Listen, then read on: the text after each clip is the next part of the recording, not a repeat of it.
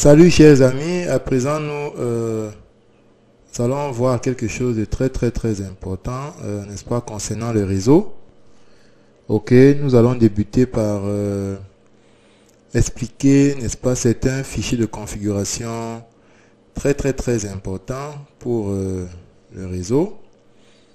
Ici, je tiens à rappeler que nous avons installé, voilà, un système ou bien plusieurs systèmes, vous voyez, n'est-ce pas, dans une machine virtuelle VirtualBox. Vous pourrez faire pareil. Vous voyez qu'il y a des systèmes Kali, des systèmes Windows, système Android. Bref, cet environnement vous permet d'y mettre, n'est-ce pas, de virtualiser plusieurs systèmes d'exploitation ou autres, n'est-ce pas, sur un système autre, quoi. Donc nous l'avons fait. Nous avons donc lancé là le système Kali à ses versions 2017.3. Donc ça dépend de vous pour installer la version que vous voulez. Tout simplement pour aller sur kali.org ou bien même une autre distribution qui n'est pas dérivée de Debian. Ok. Donc nous allons commencer par les services réseau. Nous savons bien que à titre de rappel, hein, que les services réseau, il y en a deux catégories. Nous avons des services qui sont privilégiés, qui tournent sur des ports privilégiés, et nous avons également des services qui tournent sur des ports non privilégiés. Donc les ports privilégiés vont de, comme vous le savez sûrement, vont de 1 à 1023, ok, tandis que les ports non privilégiés vont de 1023 à 65 535. Pourquoi 65 535? Parce qu'effectivement, un port est codé sur 16 bits. Ok. Donc, du coup, le dernier, ça va faire 2 puissance 16 moins 1, quoi. Ok. Voilà. Donc, maintenant, ça veut donc dire quoi? Que les ports qui sont utilisés par les services sont standardisés par l'organisme IANA. IANA.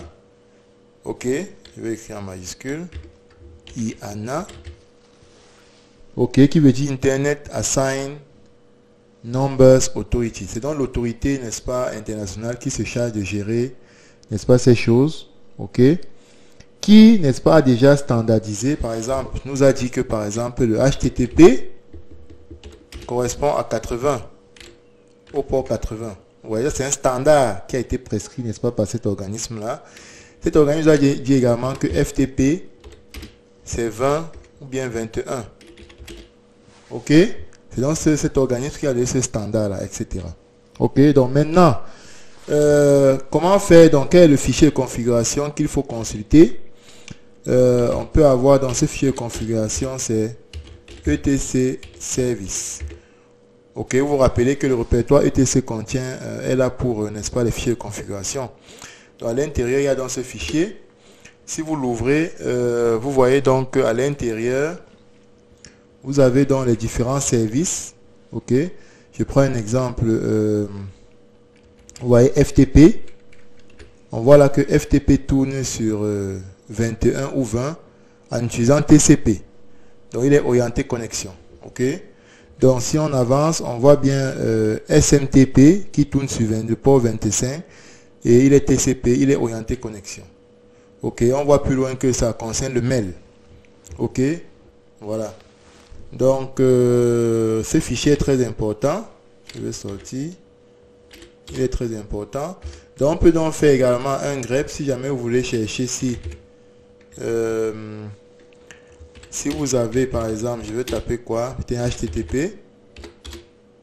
Voilà, vous voyez donc que là en sortie, on a les différents protocoles reposant sur HTTP avec les ports qui tournent autour, avec une petite description, quoi.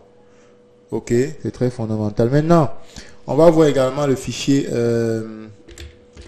slash concernant les protocoles. Slash protocols.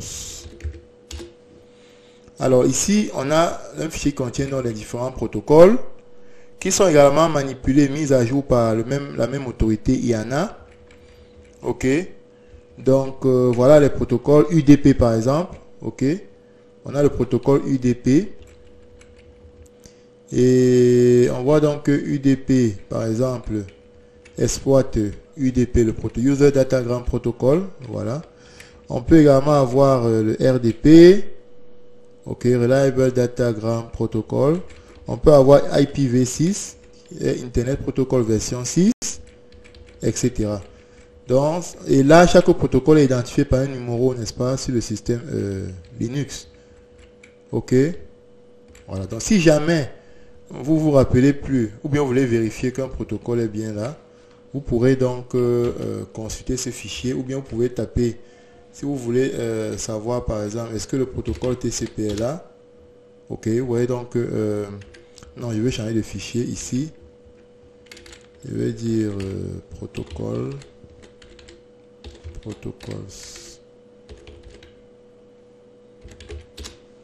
Voilà, vous voyez donc on a dans le protocole TCP qui est le numéro 6, Transmission Control Protocol. Alors maintenant, je vais donc vous présenter comme cela le répertoire de gestion du réseau. Ok. Il est dans ETC Network. Vous voyez qu'à l'intérieur, il y a d'autres sous-répertoires et il y a le fichier fondamental interfaces. Ok.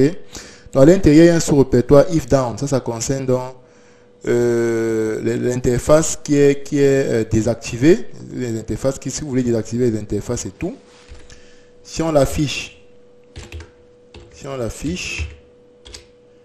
à l'intérieur, voilà un peu ce qu'on a pour le moment. Ok. Donc, ça c'est dans mon cas, bien entendu. Chez vous, ça pourrait être différent. Donc, on a également IP, par exemple, interface ici, également un sous-répertoire qui permet de manipuler les interfaces. On a également IP-hop, si jamais vous voulez mettre, activer une interface, vous pouvez vous référer à ce sous-répertoire. Mais ce qui est dans le plus important là, c'est dans le fichier interfaces qui nous permet de configurer, comme on le verra dans l'une des prochaines vidéos, de manière permanente. Voilà, ce fichier va nous permettre de configurer de manière permanente nos interfaces. Ok, nos interfaces réseau. Ok, on va y revenir plus tard.